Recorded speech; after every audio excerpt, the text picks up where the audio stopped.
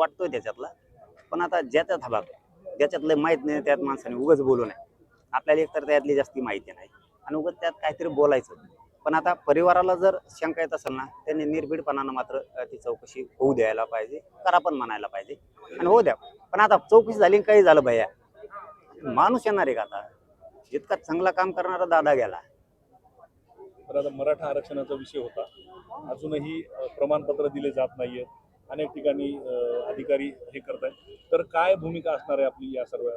मी सांगून टाकलं आज, म्हणजे कालच सांगून टाकलं की तुम्ही पुन्हा म्हणू नका की आता आम्हाला उभं राहायला जागा नाही राहिली, बोलायला जागा नाही राहिली, खूप परिस्थिती वाईट झाली, म्हणू नका. म्हणून मी सांगितलं मी जूनमध्ये मला आमरण उपोषण करावं लागेल, त्यावेळेस मी मंत्र्यांचं कोणाचं ऐकणार नाही. आज तुम्हाला प्रामाणिकपणानं प्रेमानं सांगतोय की विखे पाटील साहेबांकडे उपसमिती आहे, त्यांनी हे जबाबदारी आहे, त्यांनी जे आर काढलाय, फडणवीस साहेबांनी जे आर काढलाय, तर तुम्ही मोठ्या मनाने जे आर काढलाय तर हैदराबादच्या गॅझेट प्रमाणे प्रमाणपत्र द्यायला तुम्हाला हरकत काय? तुम्ही स्थानिक चौकशी अहवाल काढलाय, त्या अहवालाप्रमाणे तुम्हाला आल्याच्या नंतर अर्ज आल्याच्या नंतर कोणी प्रमाणपत्र द्यायला अडचण काय? कारण जे आर तुम्ही काढलाय, जे आर पेक्षा अधिकारी मोठा नाही, जे आर म्हणजे कायदा झाला आणि तो कायदा सरकार चालवतंय, तो कायदा सरकार चालवतंय आणि मग तुम्ही कायद्याला डावलणार का अधिकारी? अधिकाऱ्यांना काही त्रास आहे का? कशा जीवावर देताय तुम्ही? तुम्हाला जर कोणी आडवं पडत असेल तर सरकारनं जे आर काढलाय म्हणजे कायदा केलाय, मग आता त्याप्रमाणे आम्ही देतोय असं बोललं पाहिजे अधिकाऱ्यांनी. पण काही जाणून बुजून सरकारला बदनाम करायसाठी पण देत नसते असं पण वाटतं.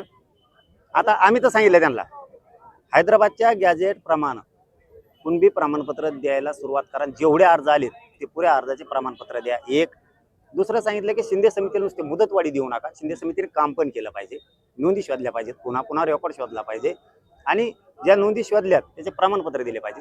तिसरं सांगितलं की व्हॅलिडिटी अधिकारी मुद्दाम रोखले जातात, शिक्षणातून पोरं बाद झाले पाहिजे, नोकरीतून पोरं बाद झाले पाहिजेत म्हणून.